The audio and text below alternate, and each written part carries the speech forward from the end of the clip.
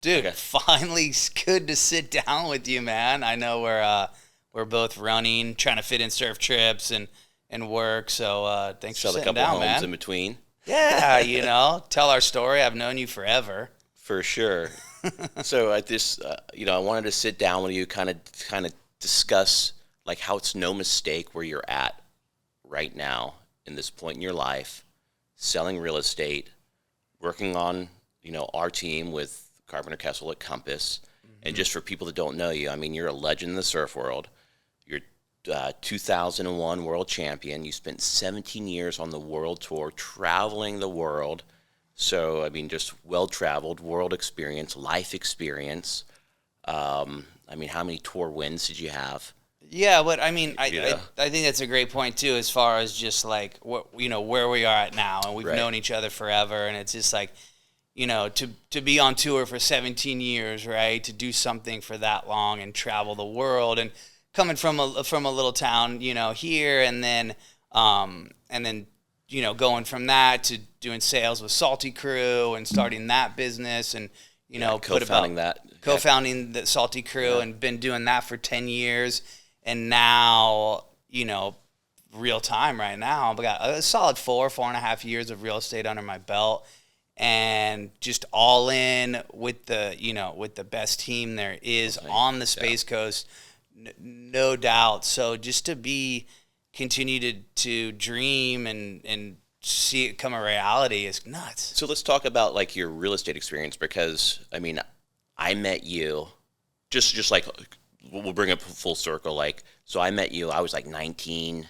You were like 16. And maybe I was 20. I was going to real estate school, sleeping on my buddies. Like twin bed, going to real estate school in Merritt Island.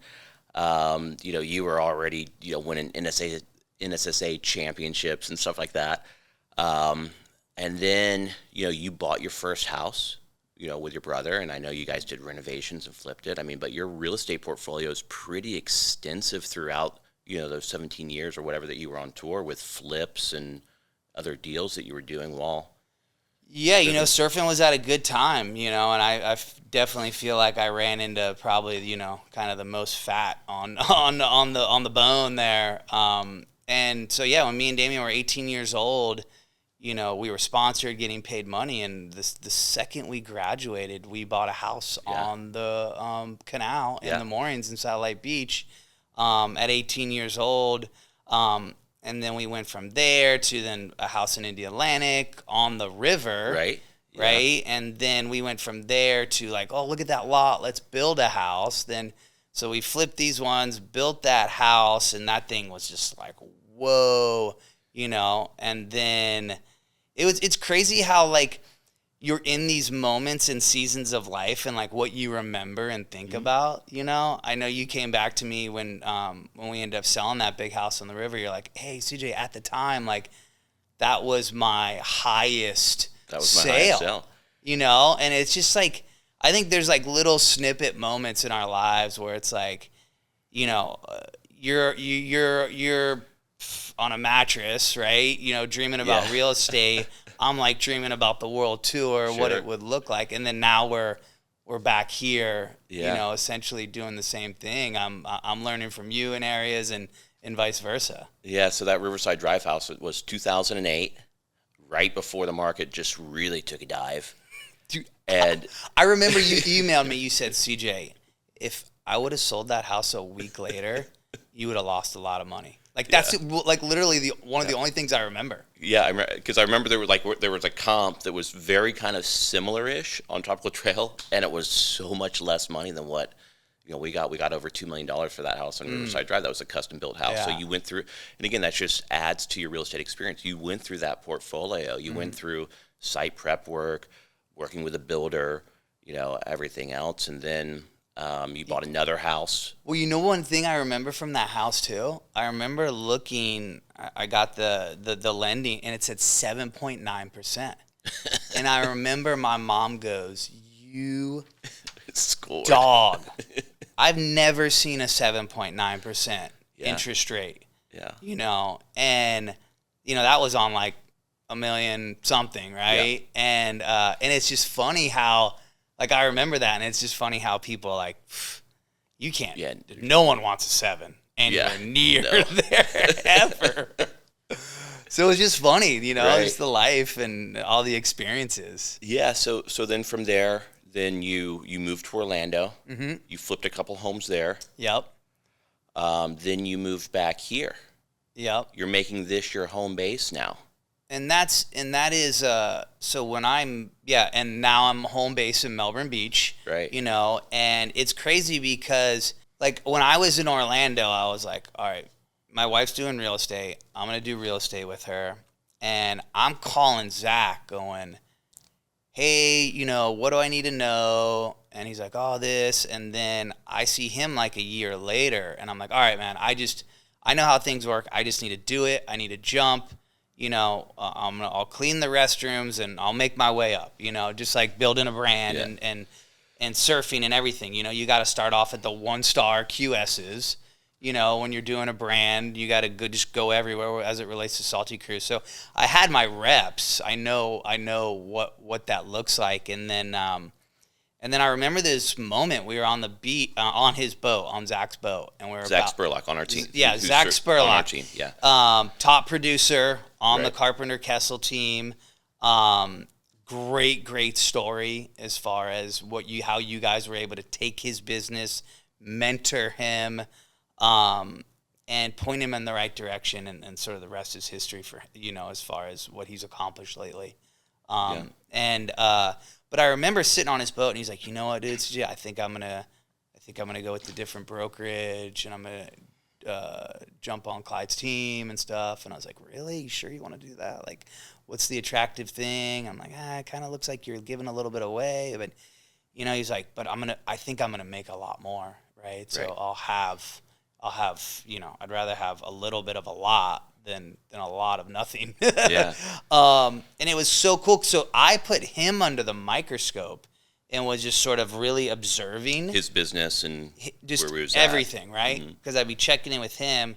So then, you know, when I'm in Orlando and then I'm like, I knew I was going to move back, you know, and then, so that was it, right? That I knew that when I got back beachside, I would have to be, it's different than Orlando, right? Beachside's smaller. It's, you know, relationships are tighter. 100%. You know, so, I mean, and it's funny because I'll go to these listing appointments and I'm like, I couldn't imagine not having your guys', you know, resume or portfolio support and just everything. It's just, I'm just like, I couldn't imagine doing it without you guys as of right now, you know? So that brings me to like what, you know, is motivating you, what's your why, and, you know, what's satisfying to you. So like me and my point in my career, still in production, you know, doing it at a high level. We know who like my buyer and seller avatar are, who the people that like want to work with me. But then like all you guys on the team, you know, Kirk and I, like with mentorship and everything, and it's just like it's so much more exciting and rewarding to watch, you know, you guys and like someone like Zach, you know, their business explode by just some little scripting, tweaking, systems and process that we can kind of help with. So this like kind of brings me to like what's your why now with kind of like real estate and whatnot, you know, where you're at in your career? Yeah, that's a great question. I'll answer that, but I can also imagine that you guys are trying to like crack the code. You're like, all right, here's this guy that can, you know, do all these things, but what is it, you know? Right. And I'll look at it with when I was coaching surfers and stuff, and it's just like, what is it? What one word will I say that'll just be this aha moment for that individual? Yeah. And it's different every time, right? So you guys are like, where is this aha moment? And for me and my why, as far as like what's waking me up every day, you know, is because it's challenging for me. It's not something that comes easy, right? You know, And from being a professional athlete, like you have that mental resilience. So like you're not giving up for that client. You're not, you know, you're just pushing through because that's just your drive and your personality. Yeah, and sort of my character going through these things where you're sort of forward facing, everyone sort of sees like, oh yeah, you know, all your mistakes and failures are sort of strewn across A1A there. But when I first got into it, my wife's like, hey, why don't you jump on the team? Why don't you jump into real estate with me? And I was like, what is my why? And I was like, I sort of attached it to, at that point, wave pools, and be like, oh my gosh, like these wave pools are going to happen. The development around them. And the development, and like, I know a lot about that, and I know what it's like to have a gifting at something, surfing, and just being able to do it. So I was like, I can do this. Like, this is really going to be a cool thing. And I still think wave pools are at their infancy stages, Mm-hmm. And so that was kind of like my first sort of why. But then now it's just like really, I have so much to learn. So then I come into a team like yours, right? So I was like, all right, I'll just sort of do it all myself and sort of figure it out. And then I come into a team like yours, and I see how you guys do things. I see how you communicate. I see how intentional you are. And I see the wording and the language that you use. And now it's just like, wow, this is rad. Like, I have so much to learn. And learning and getting better is something that's fun. So that's kind of what's driving me at the moment. But at the first, it was this sort of grandioso, which I still dabble in. And so what I see as like your unique ability from being well-traveled, so much life experience, but you're here on the Space Coast. So no one can articulate better than you can what makes the Space Coast the best home base for someone who still travels all over the world, from cost of living, school systems, climates, proximity to an airport, Mm-hmm. all those things, and just the community in general. Like, I don't think anyone can probably articulate that to a buyer coming into town, probably better than you can.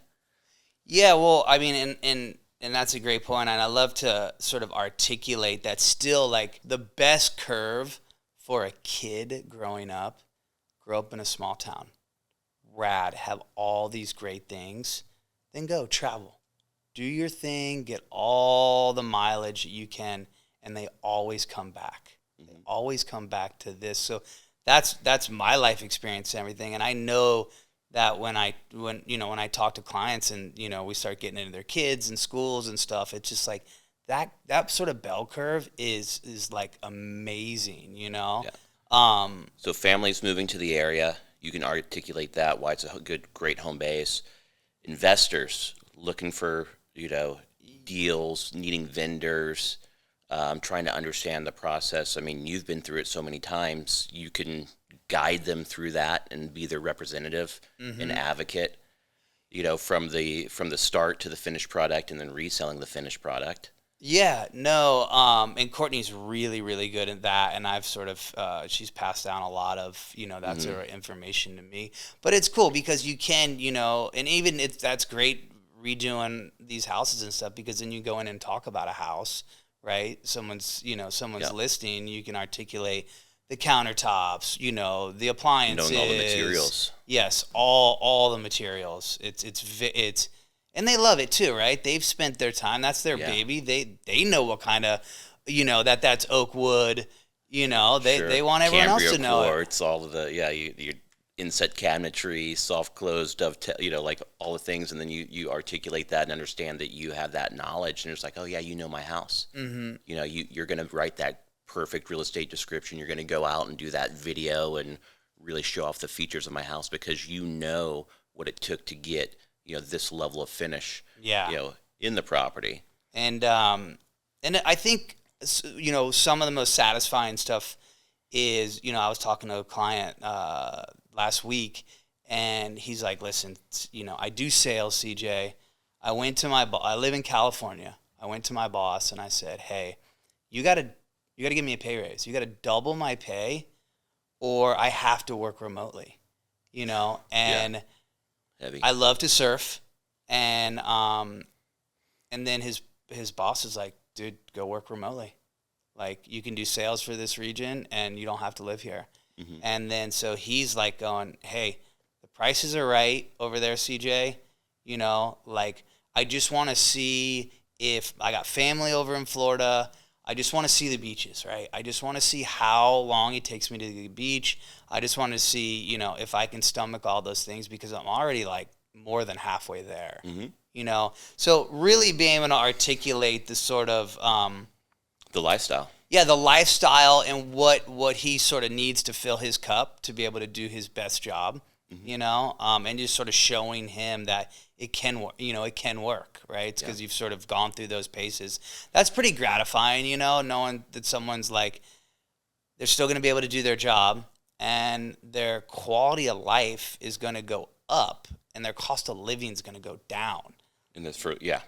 And that's pretty rad, you know? That's sort of gratifying for sure. For sure. So also kind of thinking about, you know, like from a seller's perspective, I mean, like the areas that you primarily are going to service are going to be waterfront, you know, salty crew, fishing, you know, where the honey holes are. You're not going to disclose them, but, you know, you can take them around, go on Zach's boat, you know. So like you got, so if there's a, you know, a listing and you need to tell the story about the house because we're in a market that is so crowded and busy. Like you can articulate the lifestyle that house is going to provide for that prospective buyer, you know, in those areas that you're going to service, you know, your Merritt Island, your Melbourne Beach, in Atlantic, Satellite Beach, you know, Cocoa Beach, like, you know, those areas, you know, because you grew up here. Yeah. You can tell that story about the house, you know, and find that buyer. And then obviously, you know, provide great representation for those types of sellers too. And you're right. I mean, to the smallest thing of like when I lived on the river there in Indy Atlantic. Yeah. Like I love fishing, but like I had resident fish that would come every year, and they were like my pets. I didn't have the heart to catch them. Yeah. I'm like, people would come over and be like, hey, you can check out, you know, the redfish right there, but we don't catch him. Yeah. He won't move He's cool. for 2 months, you know? And then another but thing like boaters, you know all the water depths, right? You know, there's like, hey, yeah, you're not getting a sailboat on, you know, that Riverside Drive, you know, like just, yeah, I mean, that's like, an extreme example, but you know what I mean? Like, no, for sure. And how often you have to build your dock and how far you have to build. But you know what another fun one is like figuring out what really keeps them going. And then it's just like, oh yeah, you need Puerto Rico for a week in February and you'll get all the waves you need. yeah. You can go there on a Friday. You can be home on a Monday. Like, you know, you can go. So not already like articulating this as the home base, also like as a travel agent, like, yeah, hey, going, hey. you want to fly out of Melbourne, 10 minutes, connect, get over there. Yeah, and you got this wire, dude. I mean, you know what it takes to live in Florida, right? Like, hey, I got my Colorado spot. Yeah. I got my wave pool spot. I got my South Swell spot when it's flat here. You know, I got to go to the Pacific, all the South Swell spots, you know, and you sort of like being able to, you know, transfer that information it's just that we go back to that just quality of life where they're stoked, right? Their cost of living's coming down and they're pumped, right? My brother lives in California. He's been doing it for 17 years. And it's funny because I was just over there and I was talking to his next door neighbor who just bought, you know, and he was paid 1.8 for. It's on the other side of the 405. Like, it's a great spot. Don't get me wrong. It's in Encinitas, but it's nowhere near the beach. Wow. You know? Yeah. And I was like, dang, Damo, I didn't realize these houses were going for so much over here. Right, but 1.8 here, you're on Tortoise Island. You have probably 4,000 square feet. You're on the water. Whatever you want. You know, 1.8 here, you're down in Melbourne Beach, on the ocean, single-family house, 2,000 to 2,500 square feet. I mean, think about how far that goes.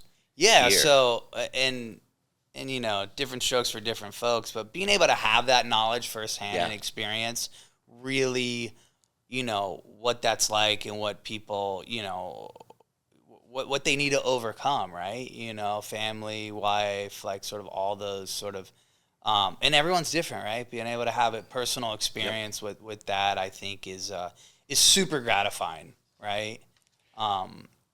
So, real quick, any crazy properties that stick out that you've had to sell, or anything that's happened on a listing appointment or open house?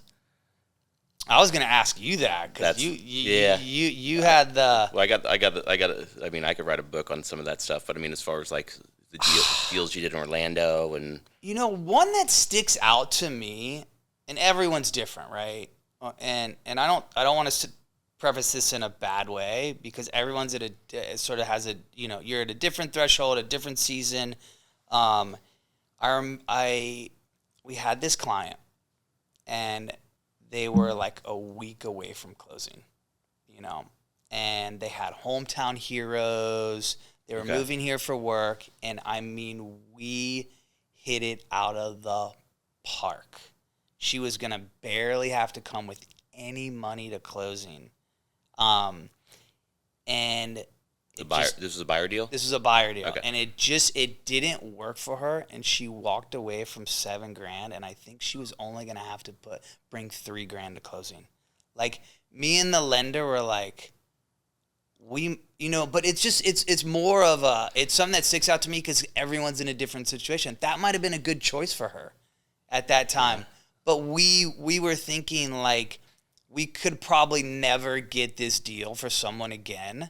Yeah. And I felt like, and they walked. And they walked. And it was just that's real estate. And that's life. Yeah. And it was like but that deal fell apart, and we did, not only do we know we did the best we could, but we even got lucky along the way. Sure. So that one sticks out to me. It's like the barrel you didn't come out of. Like, you're talking about the one like you didn't close. Yeah, that's it. It didn't happen, but it was okay. It was still a cool thing to just be like, wow, man, that was pretty sick. And then I don't know, you might be able to get me going. What are some things? I don't know. I sort of wanted to also, really flip this and sort of go, what was your why when you started out? Like, let's, go back to you haven't even take the real estate test yet, which is how many years ago? Almost 3 decades ago. Okay, so about close to 30 years. Yeah. What was the why at that point? Like, what really got you out of bed? Investments. So during in getting out of high school, I bought a real estate course online, not online, but off of an infomercial, because that's the way it was back then. Mm-hmm.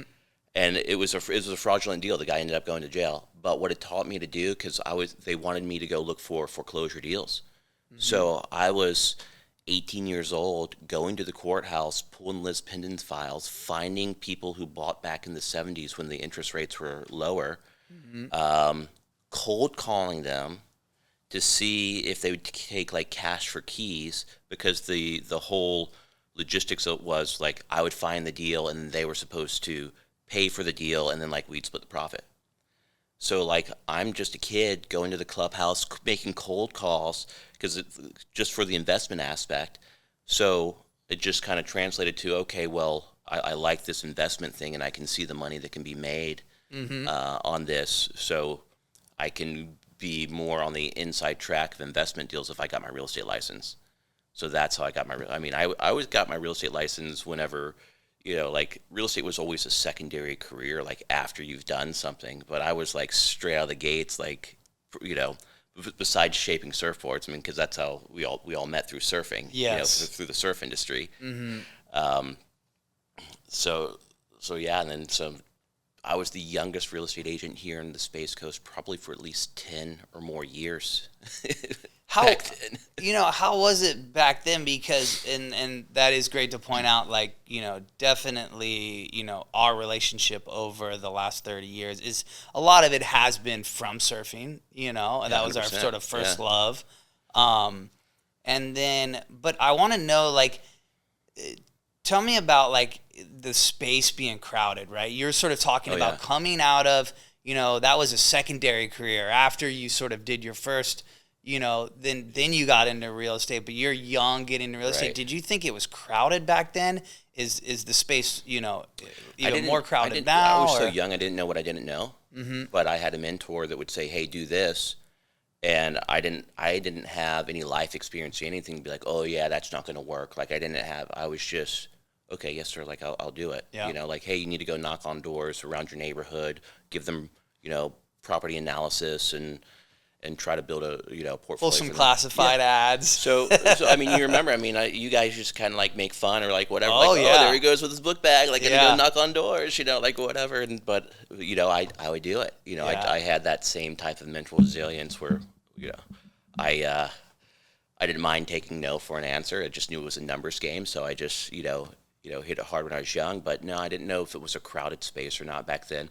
I did realize it was a crowded space whenever the first seller's market that I experienced. So I started in '96. So the market started ramping up in 2003 through 2005. Then I realized like how busy it got because I saw commission rates just coming down because people would do anything and everybody had the real estate license at that point. And then going through, the different real estate cycles, and I was still, which luckily for me, I learned how to sell property in a buyer's market. So I learned a solid skill set, whereas most people get their license whenever the market's good. Yep. That's me. That was me. Yeah. So I didn't know any better. I got out when the market was bad. So I learned that grind, that hustle. Yep. What it takes to sell a house. Whenever the market's not friendly to you. Mm-hmm. But which behooved me because I was already in my niche whenever the market started ramping up in 2002, 2003. Then all of a sudden it's like, wow, now I'm experiencing good market, and I already had all that experience. Mm-hmm. Then it got so crowded here, and I was working with a lot of investors, and commission rates were coming down. So I would sell investors condotels, properties down in South Florida where they were still paying, 3.5% commissions. And then the market tanked. Yeah. But I had my foreclosure experience, so I knew what short sales were before anyone else did.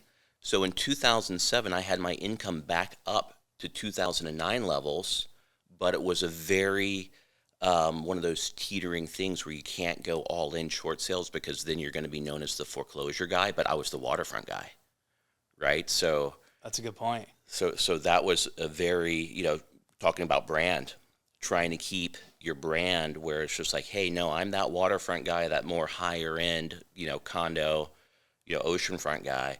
But yeah, I do know how to do short sales. You still need to, take advantage of this market that you're in. Because that was the market. That was the bread and butter back then. That's a great point. Yeah, so circling around, 2008, still selling, like that $2 million house. So whenever I sold your Riverside Drive house, that was a couple $100,000 higher than the highest sale I ever did. So I mean, I appreciate your trust in me, back then in doing that. But then the market goes through its cycles. Yeah. So, I've been through 9/11. I saw the wait and see, everything. I've been through so many hurricanes. I've been through so many elections. I understand the market cycles, pent up demand, when it's going to be. Yeah. Whenever COVID happened, I went on a Zoom call with my team. I was like, guys, don't do the Netflix thing. Don't put on pajamas. Don't take it easy. I don't care if you're at your house. Down. Put on your jacket, whatever, keep working because there's going to be pent-up demand. We're in a wait-and-see period. Mm-hmm. And then there was a new agent on my team because whenever the market all of a sudden started ramping up, he was just like, you were right. Like, well, yeah, like this isn't my first rodeo. You know what's funny? So funny story. So you sold that house on Riverside. Yeah. I took that money and I called Zach and I said, Zach, get in the truck with me. We're going to check out some houses. Yeah. Right. And I ended up buying 3 houses, each one for $90,000. And I just stroked a check. And I'll never forget this one story. I wish Zach was here to tell it because he'll have a little different version. But we were in my truck and we pull up to this house in Rockledge. And I want to say the house was like, whatever. They needed to come out. And this was when it was bad, right? Mm-hmm. You're on the foreclosure mode just quietly. Yeah. And I knew there was an opportunity. I knew, and so we get back in the truck and he's like, CJ, he's like, dude, those people, there were some circumstances that, and he's like, they need a net like 120 just to even break even, right? I remember those days. And I said, "Oh man, you're not gonna like this, Zach." And he's like, "What?" And I whipped out my checkbook and I wrote a $90,000 check. I said, "Go back over there and give it to her and see if she'll take it," And he came back to the car and he's like, "We got a deal." I was like, and that was when you had to sit at the closing table with everybody. And dude, I couldn't even look him in the face, man. I just felt like I felt for them, but it was just the market's the market. They had to get out from underneath it. Yeah. There was family circumstances. The market's the market. Yeah.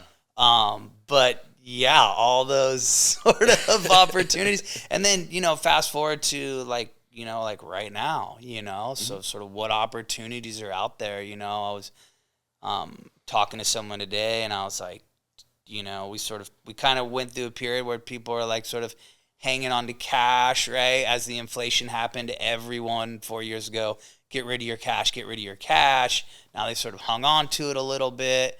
Are we going back into a cycle of like investments here? So I don't know. It's just funny. Yeah, I mean, we're in a market where there are record sales being made. Mm-hmm. There was just a new record sale in Torres Island. There was Zach. Speaking of Zach, he just put another riverfront property under the contract that's going to be one of the highest sales per linear feet. There's been a few, like last year I sold an oceanfront lot. It's one of the most expensive oceanfront lots where someone's just going to tear the house down. But then you're also having homes that if your home looks like everybody else's, it's just sitting there. Insurance costs are high. So it's definitely a different, the tale of two markets going on right now. It is wild, and trying to, read between the lines sometimes can get a little gray. We talk about the inventory, you talk about the trough, as we sort of come down a little bit. Are we hanging out here? We've hit the bottom, or was we still on the, sort of gradual, but.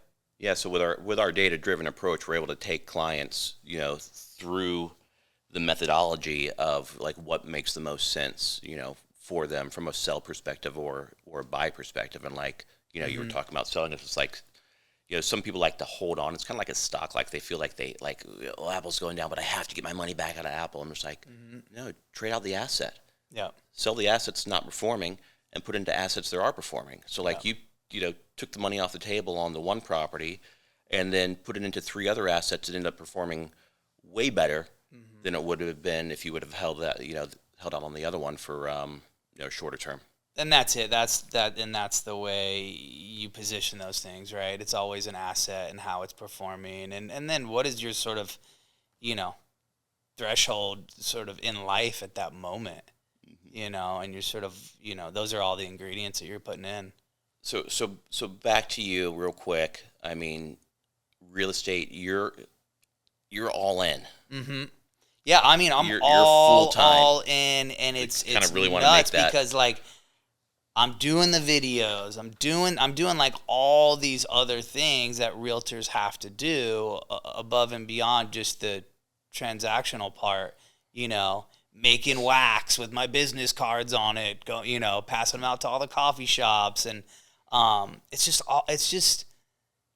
cool, it's fun. Mm-hmm. It's but it's getting that mind shift from CJ, the pro surfer, world champ guy, to CJ can use that knowledge to help me sell my house because he's lived here. He's he can articulate the advantages that my property has, proximity to the beach, whatever, I'm going off on a tangent there, I mean, there's a lot of miles under there, right? But you have to brand yourself now, as all in full-time real estate agent, so that people make that mind shift to hey, I need to call, thinking about selling, I need to call CJ. Yeah. See, I've known him for years. It's true. I mean, I had a person that I see at the beach all the time, and they're like, I didn't know you were a real estate agent. And it's just okay, and it is those things, and it's a great reminder, even Salty Creel's I didn't even know about Salty Creel. I never seen it, So on one hand, it's really cool because there's so much runway. There's so much upside. For sure. You're doing good business, but people don't even know about you, So, and there's going to be so much runway, right? I always knew I couldn't surf everyone knows you can't surf forever or play football forever or compete, right? Like compete we can surf forever. We will surf for as long as we can, but just compete and like make money. And then, so the runway here for us is great, as far as being able to do real estate for, many more decades is going to be really fun. So for a buyer, like what are the opportunities that you're seeing in this market? Oh, I mean, if you're just wanting to come and live in a particular area and you're not so concerned with like the checklist of the house having to be all these things. I mean, with that inventory out there, I mean, you are in such an advantageous position when you sit down and you got some choices. Want to make it. You got a lot of choices, and you can get a deal. Mm-hmm. Like you can really, really get a deal out there. Hindsight's always 20/20, but you'll look back and they'll be like, they'll say like, man, you got a really good deal on that in that place and it's also perspective too, right? Like I said, that guy that comes from California, he's like, dude, there's some of this stuff dirt cheap. Yeah. And I'm like, and you can also, we've always been negotiate. Yeah. So the perspective on that, just keep it in perspective. Yeah. We've always been a value buy here, mm-hmm. On the Space Coast, especially our waterfront. So yeah, there are, we saw this during COVID, like our area started being found organically. Mm-hmm. People Googling low cost of living, proximity to airport, good school system, climate, like all these things. And then, because normally we wouldn't get buyers or people into town unless they knew someone, or if it was like relocation with one of, our tech firms. Mm-hmm. Clean water, fresh air. Like I know these things sound, I was surfing in California last week. I got some water up my nose, and I was like, here we go. I'm going to have a, sinus infection. But, like, it seems – and then it's always the job thing, right? Because you talk about that because everyone could work remote. Mm-hmm. So if it really is – if you're, depending on your job, if you're, tailors to that, like, it's hard to beat. Mm-hmm. It really is.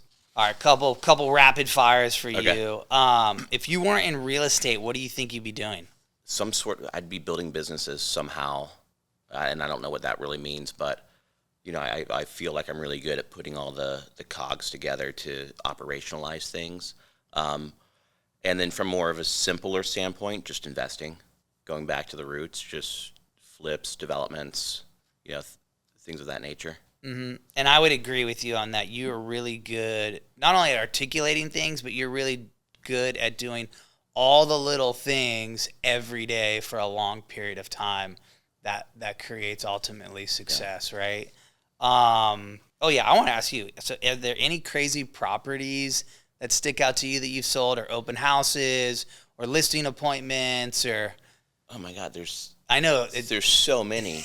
I remember being at an open house when I was probably, call it 23, oceanfront open house.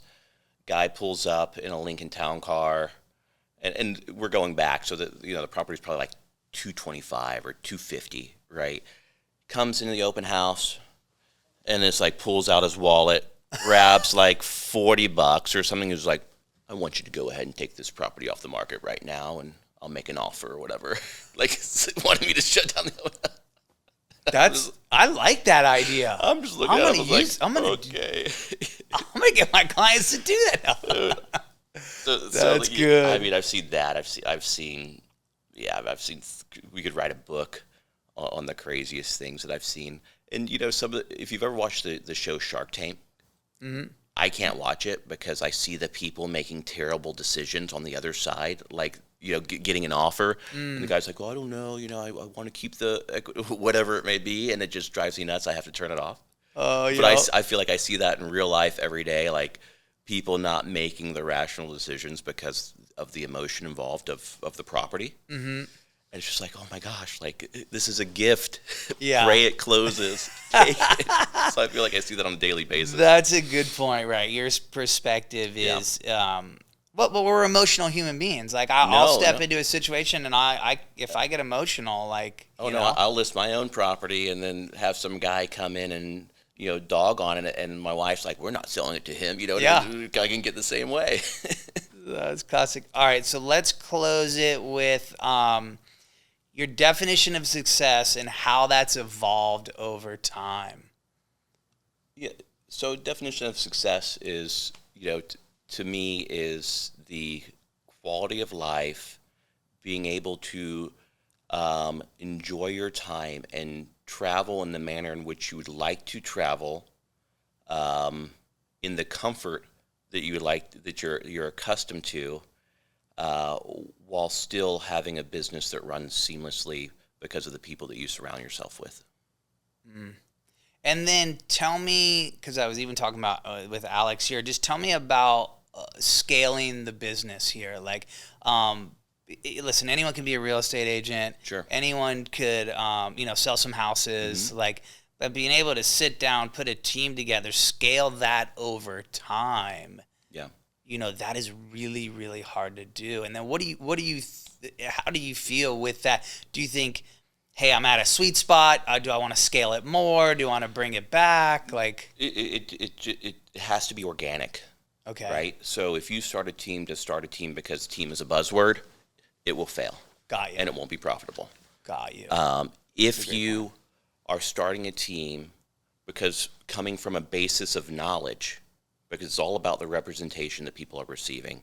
You see people in this business, and I feel like, even on the other end of the deals, like I'm coaching them and helping them along because their broker or their trainer like never gave them any proper training.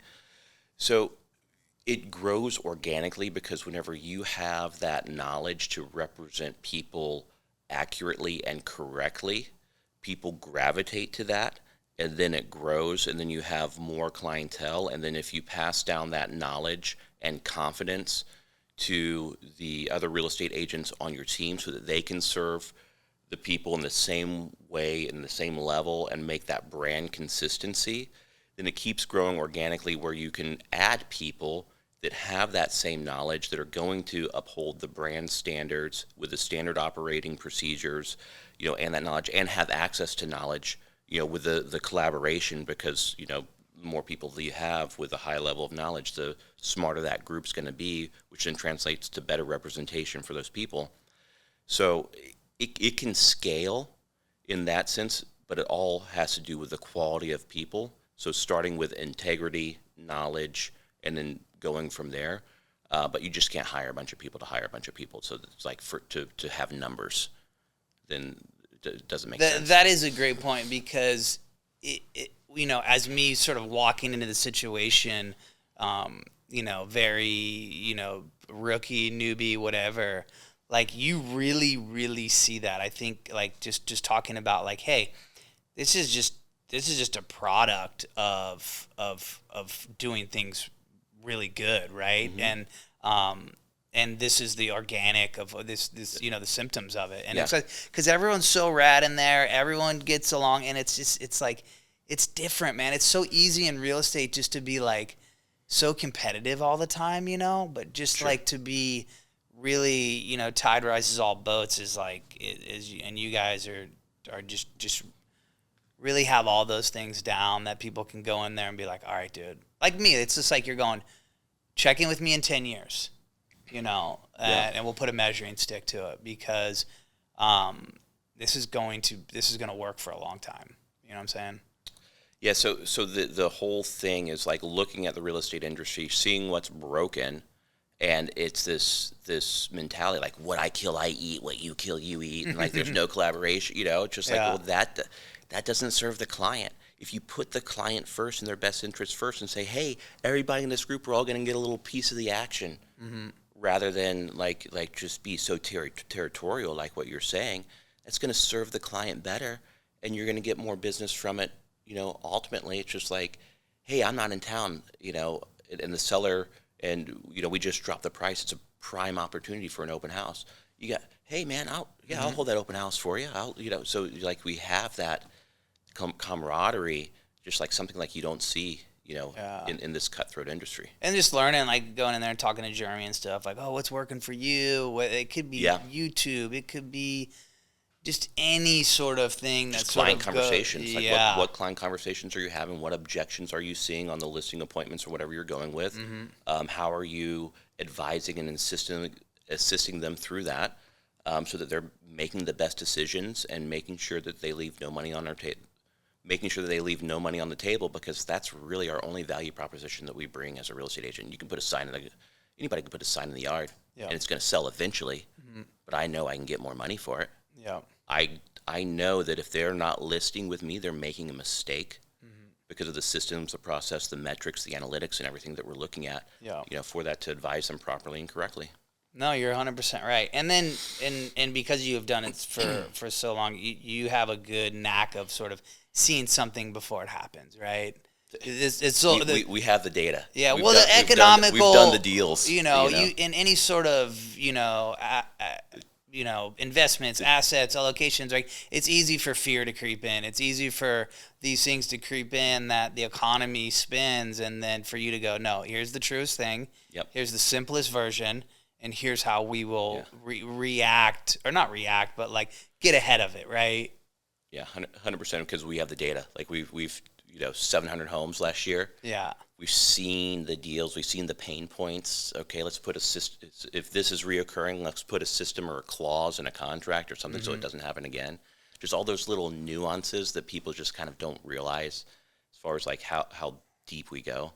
No, you guys do, man. And like even from an agent with working from people on your team that when I wasn't on the team, it was a joy.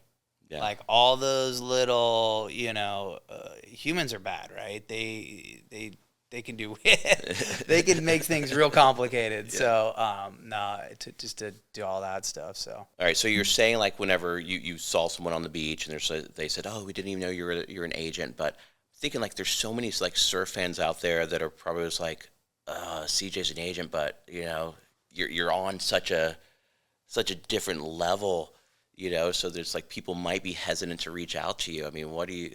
So all in that, I'll get a text would be like, someone be like, hey, I know you're busy, but what do you think about this property? And I'm like, you want to be the 411. I'm never busy. Yeah. To go see a property, to service you in whatever that means. Like, this is what I do. I'm all in.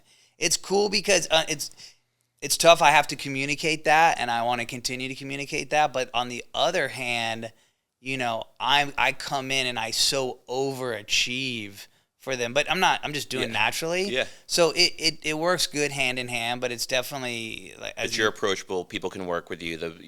Your perfect client's going to be like that family moving to the area that you can really articulate, like you're saying, like all the benefits of the area, that investor, that waterfront property where you can tell the story, talk about the lifestyle, or even just the beachside property, where you can articulate the lifestyle and the benefits of why someone should buy that property. I think like you're the best guy for that. Yeah. And then I like to feel that, I do have, you always do things in life where you're like, okay, what am I prepared for? What has it prepared me for? And so I do like to think that I have, with Carpenter Kessel, like we always talk about, like we can have the biggest reach. Like if we're doing things really good and consistent, like casting the largest net, the biggest reach, that people will see those properties, will gravitate to that story, and will want to live that lifestyle because they look at you, they look at me and be like, man, they look like they're doing it right. Yeah. Yeah. So you're the guy to call for that. Please call me. Perfect.